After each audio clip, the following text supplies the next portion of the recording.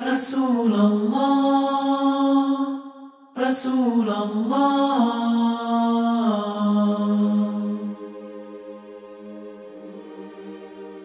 Bismillah wa salatu wa salam ala Rasulillah wa ala alihi wa sahbihi wa man wala. From the blessings of Allah subhanahu wa ta'ala is that He gave us two distinct periods of the life of the Prophet Muhammad sallallahu alayhi wa sallam, the Meccan period and the Medinan period. In fact, we have the two basic classifications of the various chapters of the Quran and verses within the chapters is that they are either Meccan chapters or surahs or they are Medinan chapters or surahs. And the underlying themes of the Meccan surahs chapters are distinct. And the four major themes of the Meccan surahs are God's oneness, the Day of Judgment, the afterlife, and pious conduct. And this takes us to a meaning that will be the focus of the short time that we spend together and reflecting upon one of the underlying overarching themes of the pre-Medinan period, that is the period in Mecca and Mukarramah, where our Prophet ﷺ was born, and then he received his first revelation and remained for the first 13 years. And this is what can be termed siyasat al-nafs, in other words, the politics or governance of the soul.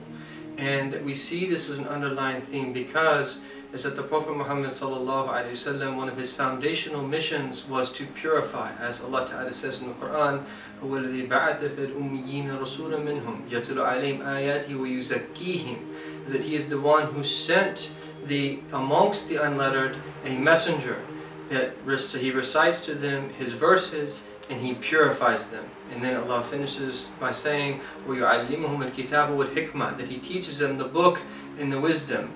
Meaning that one of the underlying functions of the Prophet Muhammad, peace be upon him, is that he came to purify, and all of the meanings of purification.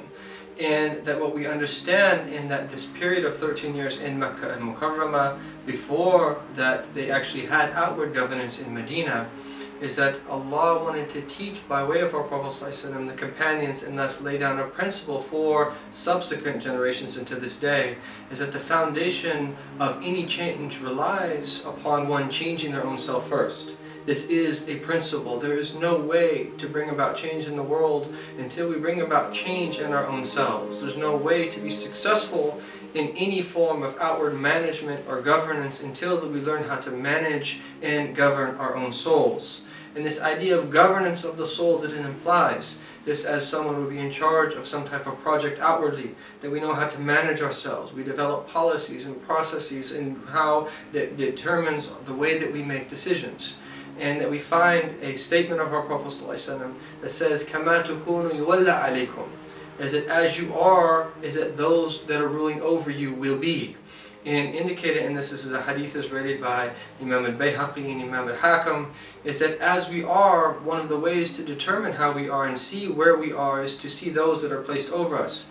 And another understanding of this is that one of them said, Al-ajizu man ajiza an siyasati nafsihi. The unable, the one who's really unable to affect reality, is the one that is unable to govern his own soul. And we see an echo of this as well in the blessed supplication of the Prophet Muhammad sallallahu alaihi wasallam, Allahumma la tusallit alayna bi dhunubina man la yarhamana. That, O Allah, do not subjugate us to a people that because of our sins will not show mercy to us. And so that this stage in the early Meccan period, that one of the wisdoms was to teach the companions the importance, and thus the generations after them, of governance of the soul. That we learn how to overcome the caprice. This is one of the underlying wisdoms of all of the individual rulings of the sacred law, is to teach us how to be free from our lower passions which will lead us astray. Whether it be related to belief, whether it be related to practice, or whether it be related to character. And Allah Ta'ala says in the Quran, وَأْمُرْ أَهْلَكَ بِالصَّلَاةِ وَاصْطَبِرْ عَلَيْهَا, that command your family to pray and be patient with it. In this process of being patient and striving and struggling, that this is what brings about sincerity, what brings about a purity of the heart. And one of the reasons why the governance of the soul is so important is that this is the way that when we get a handle over ourselves, that we will be able to get a handle over other things, and we will learn how to have sincerity. Sincerity is a prerequisite for the acceptance of any act. And without sincerity, nothing that we will do will have true efficacy. Meaning that it won't benefit us in this world truly, let alone the next world. And this is why sincerity is paramount, and this is the whole purpose of religion, is that we attain sincerity, and that we all know the famous hadith where you have the person that was martyred, the person that learned, taught, and then recited the Quran, and the person that was given vast wealth and spent it for the sake of Allah. All of them will come to Allah on the Day of Judgment and say, is that I learned for your sake, that I taught for your sake, that I read Quran for your sake, that I gave money for your sake, I was martyred for your sake. And it will be said to them, kadibt, that you have lied.